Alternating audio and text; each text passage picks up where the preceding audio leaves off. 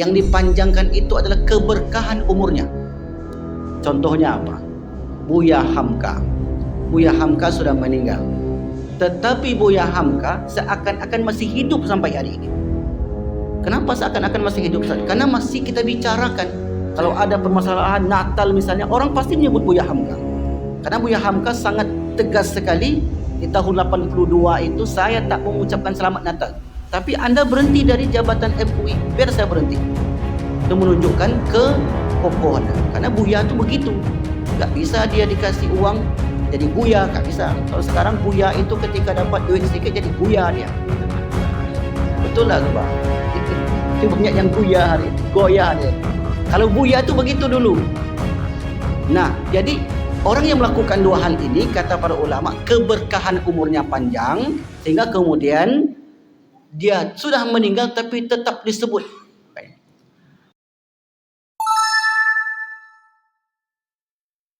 Tahapan yang pertama, bila kita sebutlah, kita umpamakan tahapan alam arwah, alam roh.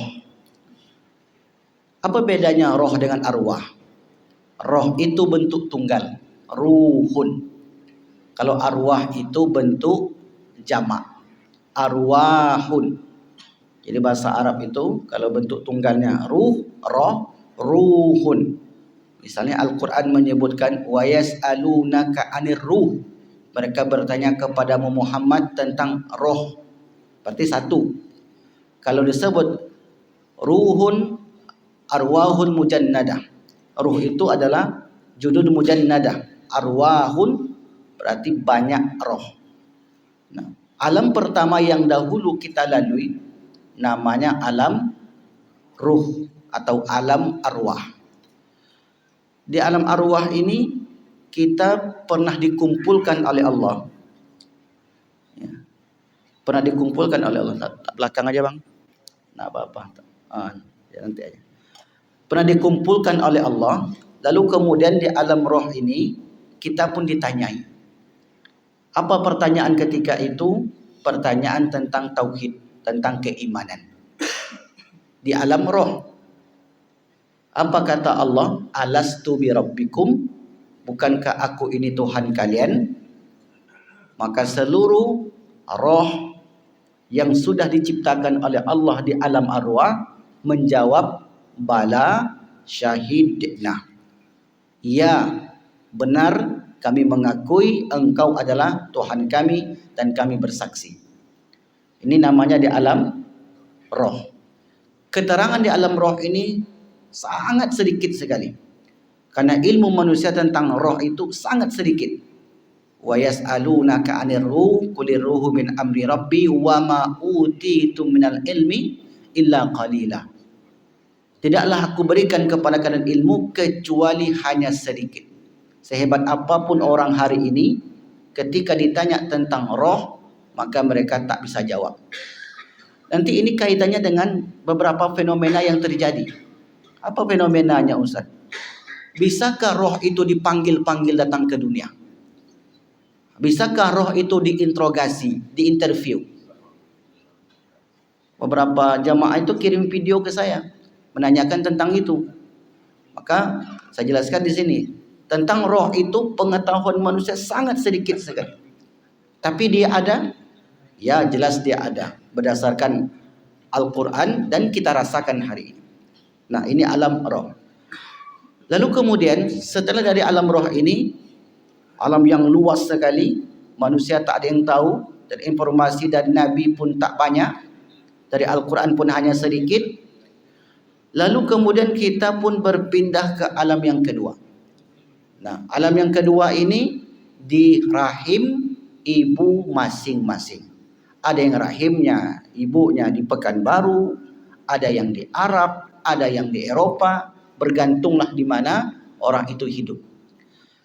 Ketika di alam roh, alam rahim ini, saat janin berusia 120 hari. Batasannya dalam hadis Nabi 120 hari. Ketika janin itu sempurna, maka kemudian Allah perintahkan malaikat. Untuk apa? untuk meniupkan ruh yang sudah diciptakan tadi. Fa idza sawaituhu, apabila aku telah sempurna menciptakan janin tersebut di rahim, wa nafakhtu min ruhi, aku tiupkan ruh yang sudah aku ciptakan. Jadi kalau Bapak Ibu tengok terjemahan, wa nafakhtu min ruhi, aku tiupkan ruhku. Jangan diterjemahkan ruh Allah. Maksudnya adalah roh ciptaan Allah. Kalau ruh Allah berarti Allah punya ruh. Kalau orang punya ruh berarti dia mati. Tak mungkin. Maka di umur 120 hari, janin tadi yang belum ada nyawa, ditiupkanlah ruh, kemudian dia hidup. Nah, ini alam yang kedua. Di alam yang kedua ini Bapak Ibu, Allah perintahkan kembali malaikat untuk menanyai si janin tadi. Bagaimana cara malaikat itu, Ustaz? Itu di luar kemampuan manusia. Tapi adakah dalil yang menyatakan itu? Ada. Lalu kemudian diutuslah wa yub'atsu malaku fayunfakhu fi ruh. Diutuslah malaikat peniup ruh, lalu kemudian ditanyailah itu janin tentang 4 perkara. Bikadzbi rizkihi, rezekinya ditulis. Wa ajalihi, ajalnya sudah ditulis. Sa'id, bahagia, wasaki, dan sengsara. Artinya perjalanan hidup kita sudah terkonsep, sudah tertulis sebagaimana yang sudah di dalam rahim ini. Jadi salah satunya adalah umur, ajal. Maka ajal kita, ajal itu artinya batas. Ini mungkin penjelasan tahun kemarin ini Bapak Ibu. Kan sudah lama jadi nggak apa-apa kita ulang lagi karena biasalah kita terkadang lupa. Ajal itu artinya batas. Saya sudah punya batasan hidup. Mungkin 60 tahun, mungkin lebih kurang, mungkin lebih pada itu. Bapak Ibu juga sama. Jadi kalau ajal itu sudah sampai, kemanapun kita lari, tak akan bisa menghindar. Maka begitulah kata Al-Quran. Al-Quran mengatakan, di Quran surah An-Nisa itu, Aynama takunu yudrikumul maut walau kuntum fi buruji musyayyada. Dimanapun kalian berada, kematian itu pasti akan mendapati walaupun kalian berlindung di benteng yang kokoh. Benteng kokoh ini kan istilah. Benteng kokoh itu maksudnya sehebat apapun orang itu menjaga kesehatannya, minum obat lah, inilah, itulah, bahwasanya bukan itu yang menghalangi dia mendapati kematiannya. Kematian itu ketika ajal sudah sampai. Nah ini ditulis dengan detail nih Bapak Ibu. Jadi skenario-nya di dalam rahim itu sudah tertulis sedemikian rupa. Ini di alam rahim. Lalu kemudian rezeki dan seterusnya itu pun ditulis. 9 bulan 10 hari pada umumnya janin ini pun terlahir. Masuklah dia ke alam yang ketiga, alam dunia. Di alam dunia menyatulah pada diri seseorang jasad dan roh. Dalam tubuh kita ni ada jasad. Sekarang ni ada jasad dan ada roh. Singkatnya Allah katakan perjalanan manusia di dunia 3 fase.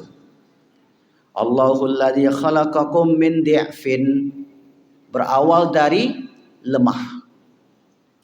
Semua dulu dalam keadaan lemah. Ketika kecil, umur sebulan, 2 bulan, 5 bulan, setahun, dalam keadaan lemah. Ini fase pertama dalam kehidupan dunia. Setelah kita lemah, summa ja'ala min ba'di da'afin quwwah. Setelah kena lemah itu kalian akan kuat.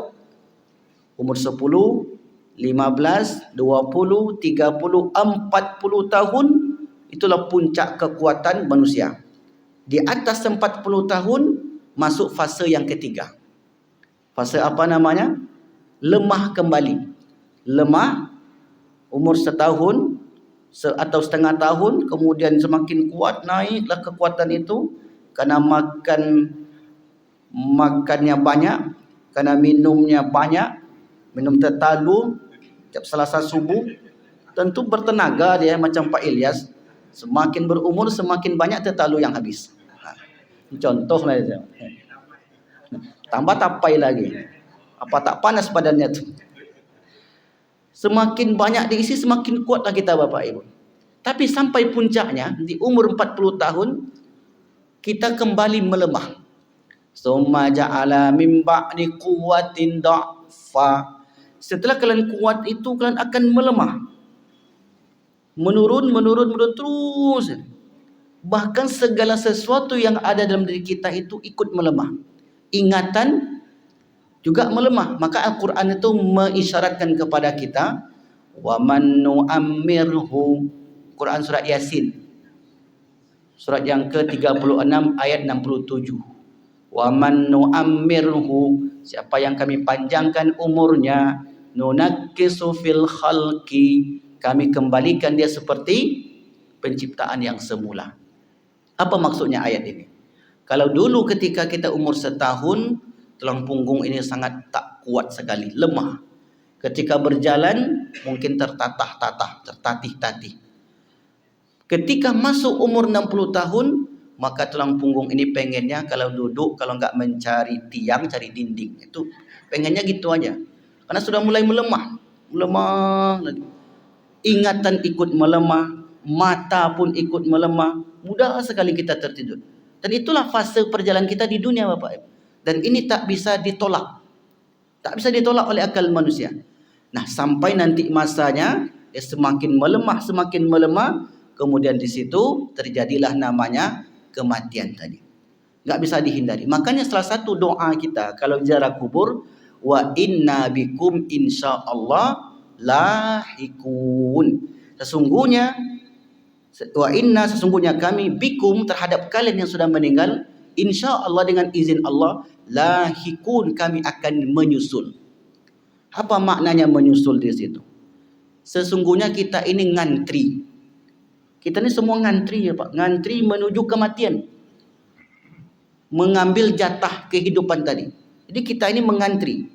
Kapan ya, siapa yang dulu, siapa yang belakangan, itu sudah tertulis dengan rapi di dalam catatan malaikat. Maka ketika kita ziarah kubur, kita ucapkan doa itu, wa inna bikum insyaallah ikun, dan sesungguhnya kami ini terhadap kalian, insyaallah dengan izin Allah kami akan menyusul kalian. Berarti kita mengantri untuk menuju kehidupan di alam barzakh. Nah, masuklah alam yang keempat. Setelah kita meninggal, kita pun masuk alam yang keempat. Alam yang keempat ini, setiap alam yang kita lalui tak bisa diulang. Jadi tidak ada syarat ulangnya lagi. Alam roh ke alam rahim tak bisa balik lagi ke belakang. Berarti kalau berjalan itu hanya sekali saja. Sekali kita melangkah tak boleh lagi mundur ke belakang. Alam arwah ke alam rahim, tak bisa balik lagi ke belakang. Alam rahim ke alam dunia, tak bisa lagi balik ke belakang. Alam dunia yang terdiri dari unsur jasad dan roh, masuk ke alam barzakh, itu pun tidak bisa balik lagi ke belakang, ke dunia. Maka orang yang sudah masuk alam barzakh ini, alamnya alam gaib, alamnya alam kehidupan, di sanalah arwah itu berada sampai datang hari kiamat, hari berbangkit. Jadi orang yang sudah masuk ke barzakh ini tak bisa lagi pulang ke dunia. Karena beberapa waktu yang lalu ada yang bertanya, bisakah roh itu pulang ke rumah Ustaz? Tidak bisa. Bisakah roh itu dipanggil-panggil datang ke dunia ini Ustaz? Tidak bisa. Masuk ke rumah lain pun tak bisa. Masuk ke roh yang lain tak bisa. Jelas Bapak Ibu? Rohnya Vina yang di Cirebon, katanya diinterview lah Bapak Ibu. Maka kemudian dia katakan begini. Rohnya Nia yang Padang Pariaman diinterview. Kalaulah memang roh itu bisa dipanggil-panggil, betapa banyak kasus-kasus kematian, kasus pembunuhan semestinya diungkap. Tak perlu lagi kita polisi, tak perlu lagi ada tim Inafis dan seterusnya, tim forensik. Jadi ketika ada orang mengatakan, oh, apa yang disampaikan oleh roh itu Ustaz, persis seperti informasi yang kami dapat, itu adalah jin. Jadi jin itu Bapak Ibu terbagi kepada 3. Jin itu terbagi kepada 3 dalam penjelmaannya. Jadi yang bukan John Pak. Mohon maaf Pak John. Jin itu bisa menyerupai ular atau kalajengking. Satu. Itu dalam hadis. Saya sedang mengumpulkan hadis-hadis yang berbasis 3. Jadi 3 isi semua. 100 hadis, 3 untuk kebahagiaan, 3 orang yang mendapatkan syafaat di akhirat, 3 ini, 3 itu. Jadi saya kumpulkanlah dalam berbagai kitab. Salah satu saya dapatkan 3 penjelmaan jin. Yang pertama menjelma menjadi ular dan kalajengking. Yang kedua berubah menjadi, lupa saya yang kedua ini, menjadi, dia terbang, yatiru fil hawa, dia terbangkan kemari. Yang ketiga, inilah yang menyerupai orang yang sudah meninggal tadi. Jadi kalau ada yang semacam itu nanti, kita tidak mengingkari keberadaan jin. Jin itu ada. Jin itu ada karena surat jin itu ada. Makanya kalau kita di dalam baca surat jin, kata Al-Quran, kunna tara'iqa qidada. Jin itu juga punya jalan. Jalan wa amman al qasitun fakanu li jahannama hataba. Ada yang muslim, jin muslim itu mereka juga beribadah sama seperti manusia, sama seperti kita Bapak Ibu. Tengok di Quran surat yang ke-46. Surat Al-Ahqaf ayat yang ke-21 kalau tidak salah. Tengok nanti di bagian kiri paling atas. Saya lupa nomor ayatnya. Wa annahu nafaru minal jinni, ada sekelompok jin, mereka mendengarkan bacaan Al-Quran yang dibaca oleh kaum muslimin. Ketika orang itu selesai membaca Al-Quran, maka jin muslim ini walau mudbirin, mereka tinggalkan orang itu dan pergi ke kaumnya menyampaikan isi pesan itu. Jadi dalam dunia jin itu sendiri, dalam ayat ini mereka juga berdakwah. Mungkin kalau ada nama Masjid Nurul Huda, mungkin di sana dibuat juga pengajian tu bagaimana. Mungkin juga ada pengajian kematian. Karena jin dan manusia itu setara dalam peribadatan. Wa ma khalaqtul jinna wal insa illa liya'budun. Oke, kembali kepada tema tadi. Jadi orang yang sudah meninggal, roh tidak akan pernah kembali ke dunia dalam bentuk nyata. Jadi misalnya nanti bapak pulang, jumpa dengan roh ayahnya, tegak depan pintunya, itu jin yang menyerupai. Pergi ke kampung, jumpa dengan seseorang yang mirip dengan mak dia, dengan kawannya, itu adalah jin yang menyerupai itu. Apa maksud jin menyerupai itu? Wallahu a'lam. Tanya sajalah ke jin itu sendiri. Kita tak tahu. Karena itu kan sulit untuk dideteksi Bapak Ibu. Nah, kalau kita bertemu dengan orang yang sudah meninggal itu di dalam mimpi, itu betul. Jelas Pak? Bisa dibedakan? Makanya kakaknya Nia itu bermimpi. Apa dalam mimpinya itu? Kak, tolong Nia kak. Kata, saya tengok di YouTube Bapak Ibu. Pastinya mungkin perlu di cross check ke sana. Kenapa Nia? Saya tempat yang gelap kak. Kenapa enggak pulang? Tak bisa pulang. Gelap saja kata dia. Besoknya baru dicari, ternyata sudah dikubur. Nah, ini apa namanya? Isyarat-isyarat dalam mimpi itu dibenarkan oleh Al-Quran. Quran surat yang ke-39. Az-Zumar ayat 42. Az-Zumar 42. Dalil yang kedua, Quran surat Al-Maidah ayat 60. Itulah informasi tentang keberadaan orang yang tidur bertemu dengan orang yang sudah meninggal. Jadi roh bertemu dengan roh, yang gaib bertemu dengan yang gaib. Kalau yang nyata dengan yang gaib tidak bisa. Jin itu sendiri pun kalau dia ingin bertemu dengan manusia, jin itu mesti menyerupai terlebih dahulu. Menyerupai dengan manusia itu. Tapi kan ada orang yang bisa melihat jin Ustaz. Sampai hari ini wallahu alam, itu masih sulit untuk dipercaya apakah itu benar atau tidak, karena dalam hal ini kita butuh dengan dalil. Tapi bisa jadi Bapak Ibu, jin itu menampakkan wujud sehingga orang itu melihat jin tadi. Hal itu tidak mustahil, menampakkan wujudnya kepada seseorang kemudian dia menghilang. Itu bisa terjadi.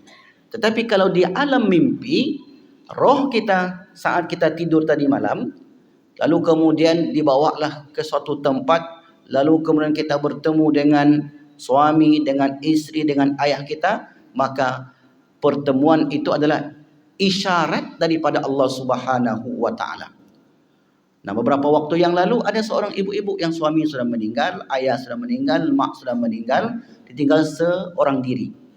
Mengalami koma. Koma ini termasuk orang yang tidur, koma, pingsan, tidur. Tersebut dalam Islam itu mati kecil. Ketika dia tidur, maka kemudian beberapa hari enggak sadar, ditunggulah oleh suaminya membawa kereta yang sangat cantik sekali. Di taman-taman yang sangat indah sekali. Lalu kemudian dia pun mau numpang di kereta suaminya ini. Langsung cerita ke saya orang itu, Bapak Ibu. Lalu kemudian, kau belum waktunya, kau hidup lagi, nanti kau sadar lagi, kata dia. Menurut dokter, orang yang pecah pembuluh darah itu jarang yang selamat. Ini menurut dokter lah, Bapak Ibu. Tapi kalau kuasa Allah, tak ada yang tak mustahil. Pecah pembuluh darahnya, Pak. Ya, ini kalau kata dokter, ini nggak bisa diselamatkan. Ini menunggu waktu saja. Tapi hari ini orang itu selamat, sehat walafiat. Satu lagi, ada supir ambulan yang sampai hari ini belum nadi. Nadinya itu dari jantung sampai ke kepala diganti dengan selang. Menurut dokter, ini orang sudah pasti meninggal. Tapi menurut Allah belum. Dengan ilmu kecanggihan ilmu manusia bisa tertolong orang ini hidup sampai sekarang ini, mengalami mimpi yang semacam itu. Maka sebelum ini saya pernah ceritakan, orang barat itu sendiri meneliti orang-orang yang pernah mati. Namanya Raymond Moody.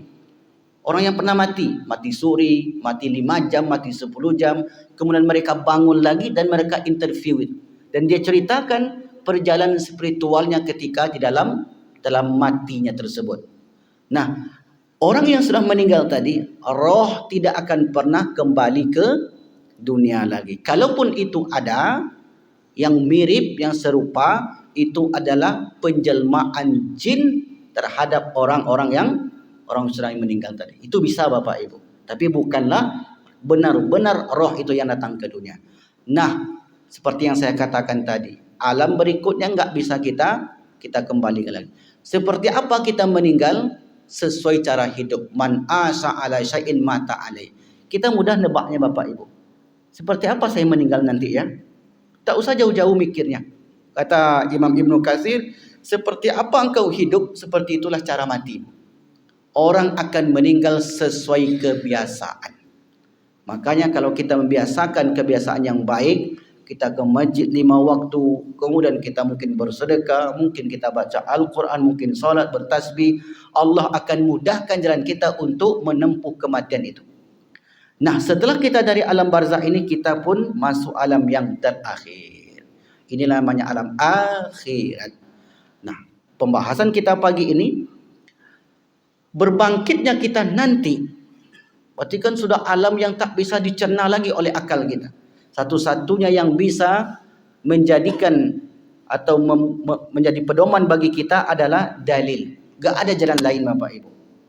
Bagaimanapun akal kita untuk mencerna, melogikakan, melogiskan, sepintar apapun orang itu, kalau sudah berbicara perkara gaib, apalagi alam akhirat, maka satu-satunya yang kita jadikan adalah al-khabar as-sadiq, berita yang benar dari Al-Quran ataupun hadis Nabi SAW. Kita mau tahu nih, seperti apa kita bangkit nanti. Riwayat Imam Muslim dari Jabir. Qala sami'tu, aku mendengar Nabi.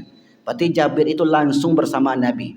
Sami'tu, karena kalau mendengar enggak mungkin orang ketiga. Saya dengar dari Rasul, kata Jabir. Yaqulu, bersabda, yub'atsu kullu abadin ala ma mata alaih. Seseorang akan dibangkitkan di mahsyar. Mahsyar artinya tempat berkumpul seluruh manusia. Mahsyar sesuai cara matinya. Jadi yang kita bahas sesuai cara meninggal. Dalam banyak hadis. Sebentar, kita ambilkan riwayat dulu. Dalam banyak hadis, salah satunya adalah ada orang yang bangkit dari kuburnya nanti di mahsyar dalam keadaan bertalbiyah memakai pakaian ihram. Kita urut satu persatu Bapak Ibu. Banyak nanti modelnya. Sekali lagi, ketika kita membahas tentang perkara gaib akhirat, kita tidak bisa memakai hadis palsu. Hadis gaib pun kita hindari. Mohon maaf, mungkin selama ini ada Bapak Ibu dengar, kalau nanti ada orang bangkit wajahnya seperti babi. Pernah dengar begitu? Itu tidak ada tuh Bapak Ibu. Ini tidak tahu apa maksud orang ini menjelaskan itu. Kalau pendapat ulama ada, tapi kalau dalil Al-Quran dan hadis, maka ini tidak kita jumpai.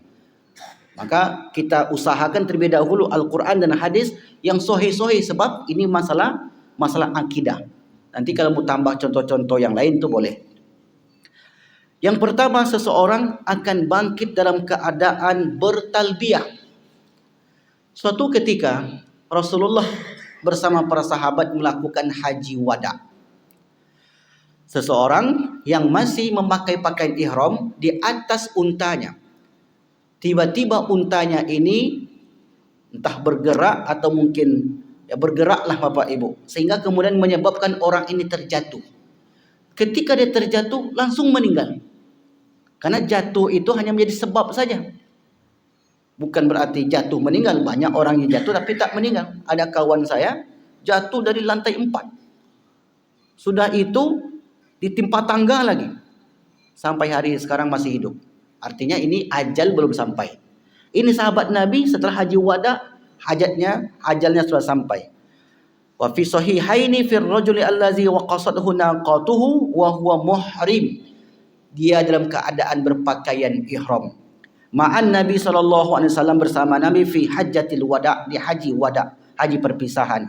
Qala Nabi bersabda, igsiluhu bima'in wasidrin, mandikan dia dengan air dan daun bidara. Wa kaffinuhu fi thawbain, 2 lapis saja bajunya.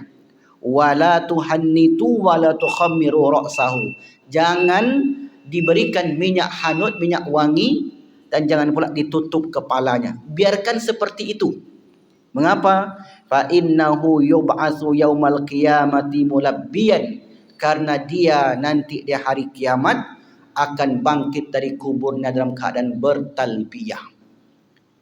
Labbaik Allahumma labbaik, labbaik la syarika lak labbaik, innal hamda wan ni'mata lakal mulk la syarika lak.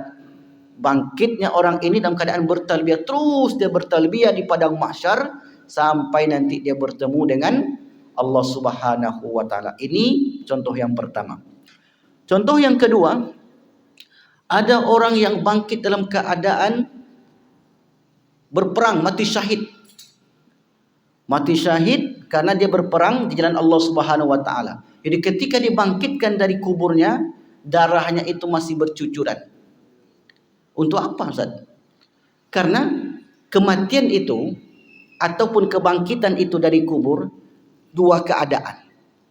Yang satu dalam keadaan ketaatan, yang satu dalam keadaan kemaksiatan. Jadi dialokasikan, dikumpulkan ketaatan orang yang taat saja. Ada yang ketika bertalbiyah, berarti melakukan ketaatan. Ada orang yang sedang syahid, berperang, seperti saudara kita yang berada di Gaza hari ini. Beberapa waktu yang lalu saya nonton berita hari Sabtu, ketika malam mereka tidur di kemah-kemahnya, muaskar, lalu kemudian dijatuhkanlah bom oleh Israel, Bapak Ibu. Kalau kemah-kemah itu pakai terpal. Ketika bom itu dijatuhkan, kemudian terbakarlah terpal itu. Orang yang di bawah itu ikut terbakar, menjerit-jerit kesakitan. Hari Sabtu kemarin beritanya di Al Jazeera. Jadi bahasa Inggrisnya people are burning kan. Orang-orang itu terbakar dan tak bisa ditolong. Karena kalau kita ditolong oleh orang sekitarnya, maka dia akan ikut terbakar. Jadi dibiarin saja. Nah, ketika mereka meninggal dalam keadaan seperti itu, ketaatan kepada Allah, karena mereka termasuk kategori syahid. Orang yang syahid itu man qatala duna malihi, siapa yang terbunuh kerana mempertahankan hartanya. Misalnya bapak ibu bawa motor ke masjid, ke manalah, kemudian datang begal, dibegal, meninggal mempertahankan harta itu. Fahuwa syahid. Itu syahid itu kategorinya. Orang yang tertimpa bangunan. Dia misalnya pergi satu tempat kemudian terjadi gempa dan gempa itu menyebabkan bangunan itu roboh. Dia dalam keadaan tidak bermaksiat, maka juga termasuk kategori syahid. Orang yang meninggal kena tenggelam, ini banyak sekali. Jadi mereka-mereka yang mati syahid itu kelak akan dibangkitkan dalam keadaan statusnya sebagai orang yang syahid. Apa kata Rasulullah sallallahu alaihi wasallam? La yuklamu ahadun fi sabilillah wallahu a'lamu biman yuklamu fi sabilihi illa jaa. Tidaklah seorang itu meninggal illa jaa, kecuali dia datang nanti pada hari kiamat, wajurhuhu yas'abu, sementara darahnya masih mengalir, al-launu launud dami warihu rihul miski, warna itu seperti warna darah dan aromanya itu seperti aroma minyak kasturi. Ini dua keadaan. Ada juga nanti orang yang bangkit dari kuburnya itu dalam keadaan melakukan ibadah solat. Kenapa? Karena meninggalnya dalam keadaan solat, bersujud. Jadi dia bersujud terus kepada Allah Subhanahu wa taala. Ini kiasnya daripada hadis-hadis yang tadi. Man asya ala syai'in mata alai. Man bu'itsa alai wa man mata alai bu'itsa alai. Siapa yang mati atas sesuatu maka dibangkitkan akan seperti itu. Kalau bapak ibu meninggal dalam keadaan beribadah, berzikir, mesti bisa jadi di rumah sakit, tapi dia tidak berzikir. La ilaha illallah wahdahu la syarikalah, lahul mulku wa lahul hamdu wa huwa ala kulli syai'in qadir.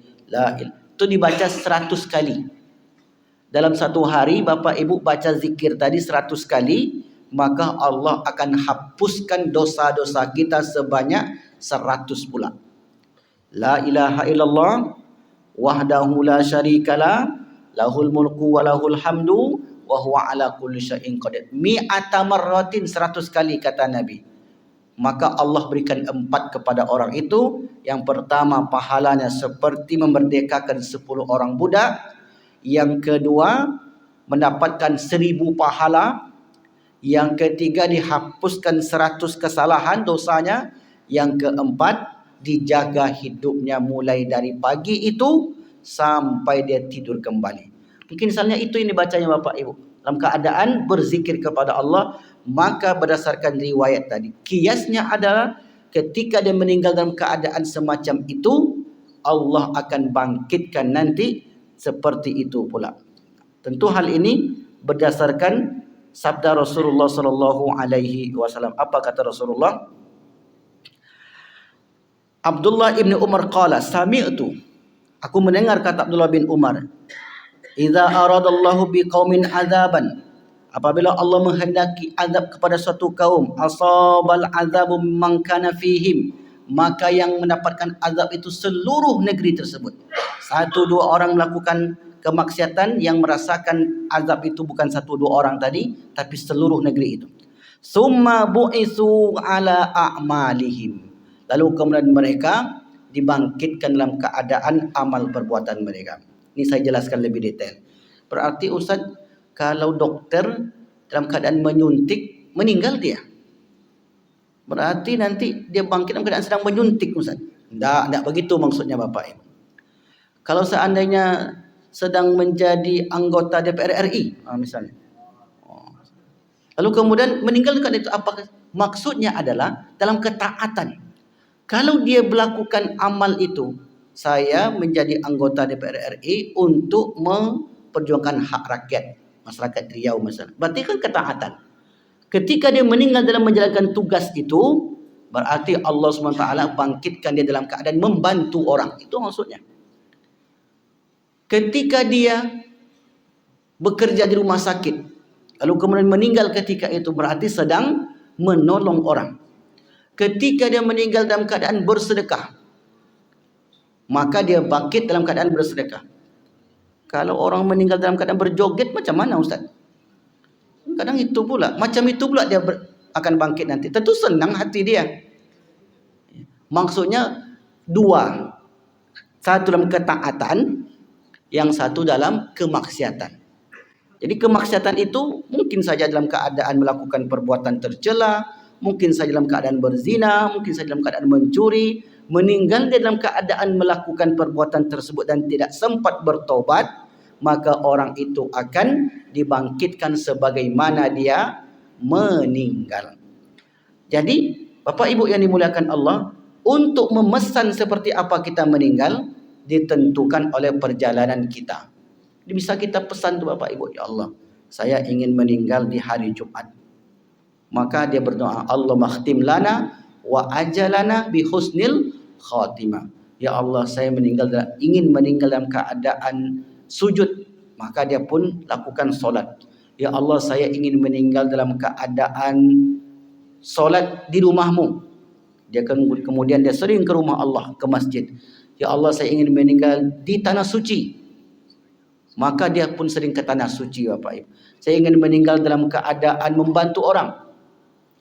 Maka seperti itulah dia akan meninggal. Dikelompokkanlah manusia itu kepada orang-orang yang dalam keadaan taat kepada Allah atau dalam keadaan bermaksiat kepada Allah Subhanahu wa taala. Maka inilah yang disebutkan oleh Rasulullah, yub'atsu ala ma mata alai. Seseorang akan dibangkitkan berdasarkan amal perbuatannya. Ada juga hadis Nabi yang menjelaskan, mungkin kita jelaskan detailnya di pertemuan yang akan datang, tentang ada orang yang ketika bangkit dari kuburnya itu dalam keadaan berhutang. Ada pula orang yang bangkit dari kuburnya itu dalam keadaan teroyong-oyong. Jadi orang lurus saja berjalannya. Dia macam orang mabuk. Enggak lurus tegaknya Bapak Ibu. Ada pula orang yang bangkit itu nanti dalam keadaan kabur dia dari tempatnya itu. Ini mengilustrasikan model-model bangkitnya seorang di padang mahsyar nanti. Seperti apa dan bagaimana kisahnya akan kita jelaskan di pertemuan yang akan datang. Jadi yang kita jelaskan pada pagi ini, orang yang dibangkitkan oleh Allah dalam keadaan baik karena mereka melakukan ketaatan kepada Allah Subhanahu wa taala. Baik Bapak Ibu yang dimuliakan Allah. Ada yang bertanya, silakan. Ya, silakan Pak Ilyas.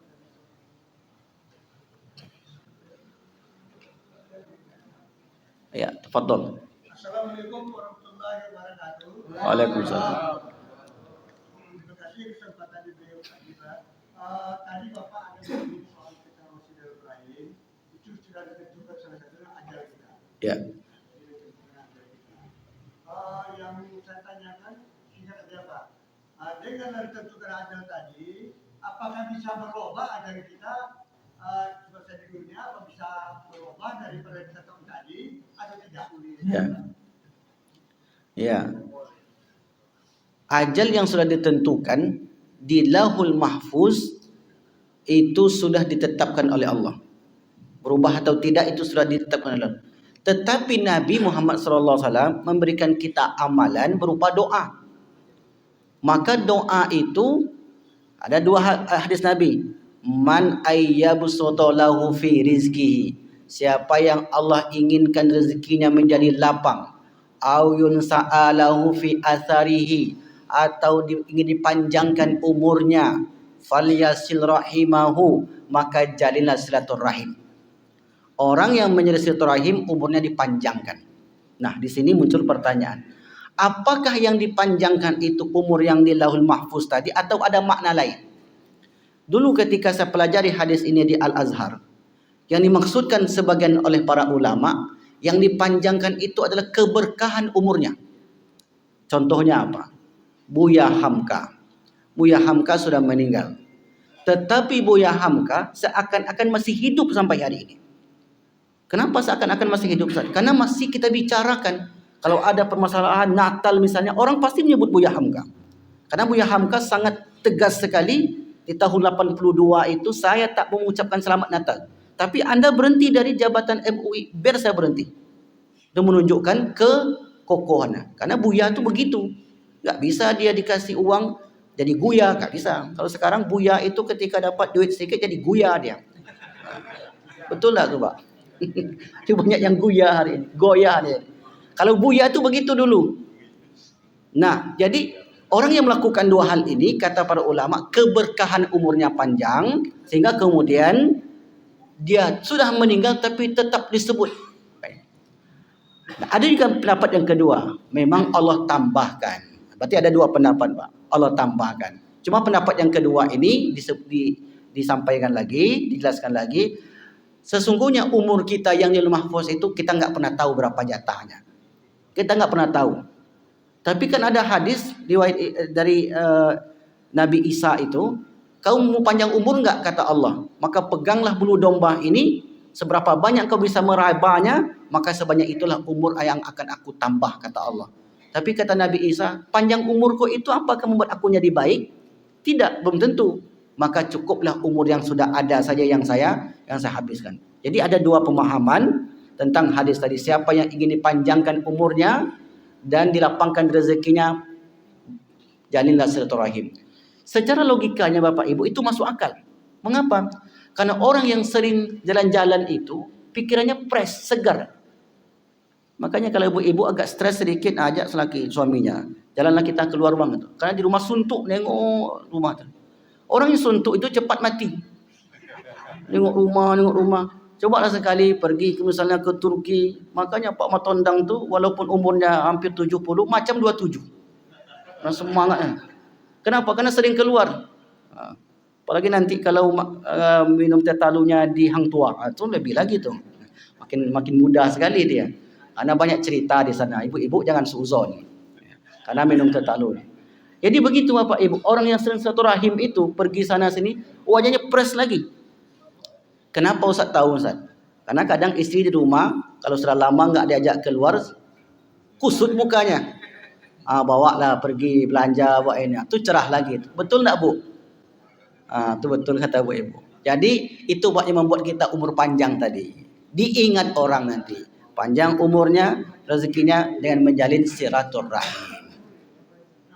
Ya, silakan.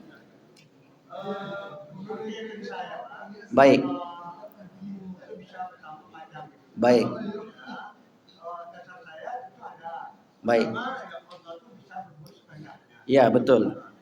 Yang kedua, saya ada mendengar dari sahabat juga ada beberapa hadis daripada zaman Nabi Ibrahim, ada seseorang pemuda mengundang Nabi Ibrahim untuk dia menikah. Di situ ada malaikat. Jadi kata malaikat bersama dia sampai ini tak sempat menikah dia meninggal. Ya. Jadi anak itu berdoa. Bersedekah Pak, berdoa. Bersedekah. Dan sudah berapa lama tak meninggal juga. Jadi berat terpenuh dia menunggu. Kata malaikat, dia kena sedekah dia. Kuotanya sudah ditambah. Baik. Ada seorang sahabat, mereka mendatang ke Rasulullah, dan Rasulullah sebulan aku tinggal dan ada sekian. Ini tak ada. Yalah, Rasulullah sampai sama dia. Baik. Sebulan kau akan mulia karena dia memang orang taat, tak ada salah kepada dia. Baik. Sudah itu, setelah masuk dia, bersedekahkan hartanya Pak. Masya Allah. Baik. Bersedekah tadi, kita pas hari tanggal sampai itu, boleh juga meninggal. Jadi heran juga Rasulullah tengok boleh juga meninggal. Akhirnya tak tahu kita semua karena dia tambah umurnya dengan sedekahnya. Baik. Inti dari penjelasan Pak Ilyas ini, kalau Bapak Ibu banyak bersedekah, umur panjang. Kan itu intinya Pak ya. Maka betullah itu. Jadi memang amalan sedekah itu amalan yang paling banyak menemui kita, mulai dari dunia, ketika sakratul maut, di alam kubur, di padang mahsyar, sampai ke surga neraka. Itu sedekah itu akan selalu datang. Dan setelah saya kumpulkan hadis-hadis tentang sedekah itu Bapak Ibu, sedekah ini adalah amalan yang paling hebat. Dan sedekah ini disukai oleh seluruh orang. Bahkan orang pelit pun suka orang yang suka bersedekah. Tapi kalau sesama pelit pun tak suka, Pak. Tak, saya berkawan sama dia tu lagi kata dia. Kenapa? Dia pelit. Sementara dia pelit juga. Jadi sedekah itu ya seperti yang saya sebutkan tadi, Allah berkehendakkah untuk memperpanjangkan umur manusia? Ya sangat mudah sekali bagi Allah. Nah, kalau kita kembalikan ilmu itu kepada Allah, tidak ada satu pun yang mustahil. Nah, maka kesimpulannya apa? Perbanyaklah untuk bersedekah. Ada seorang, Pak, non-muslim, tinggal di Arifin Ahmad, sakit keras. Kalau menurut dokter akan meninggal nih. Kata bapak ini, sedekah anak yatim. Ini bukan muslim, Pak, non-muslim. Sedekah ke anak yatim, kata. Sedekahlah keluarganya nih. Sehat sudah itu. Jadi kalau bapak ada sakit lutut, sedekahlah. Banyak yang batuk-batuk, sedekahlah katanya. InsyaAllah sehat. Dawu mardakum bis sadaqah. Kalau sakit, obatilah sedekah kalian dengan bersedekah. Jadi itu sahih sekali. Amalan sedekah sangat luar. Silakan, Pak. Waktu kita panjang. Assalamualaikum. Ini Pak John. Ini Ustaz, Allah akan minta manusia itu dengan kesempurnaan dan kekurangan. Baik. Jadi yang saya tanyakan di sini, bagaimana bangkitnya kalau manusia itu orang diciptakan kekurangan seperti Baik. buta, pincang ataupun berdoa. Baik. Sementara dia di dunia itu ada sering hadis bahwa manusia yang diminta di dunia di akhirat tidak akan diperhatikan oleh Allah. Baik. Jadi seandainya orang buta atau orang ini bukan kita menjadi orang berkata, kita Baik. ingin mengajar. Ya, ya betul. Gimana cara bangkitnya orang yang cacat itu di sementara dia bisa ditekan kurang lagi daripada itu, Ustaz. Baik. Satu lagi, Ustaz. Ini kedua tema. Jadi pemikir juga saya. Manusia itu dikumpulkan itu hidup kita karena kami mengikuti baris sesuai dengan nabinya. Sementara zaman sekarang ini kan bisa kita katakan ini kita kan menjadi Muhammad Sallallahu Alaihi Wasallam. Sementara ada yang merasa dia tidak mengakui Nabi Muhammad Sallallahu Alaihi Wasallam. Sementara dia hidup di zaman sesudah Nabi Muhammad. Itu termasuk orang yang mana Ustaz. Terima kasih. Baik. Waalaikumsalam. Jawaban dari pertanyaan pertama, buka Quran surat Toha. Surat Toha. Toha ma anzalnal Qur'ana litashqa. Surat yang ayat yang ke-124. Toha 124. Wa man a'rada an dzikri fa inna lahu ma'isyatan donka wa nahsyuruhu yaumal qiyamati a'ma. Dan seterusnya. 124 125. Barang siapa yang berpaling dari peringatanku,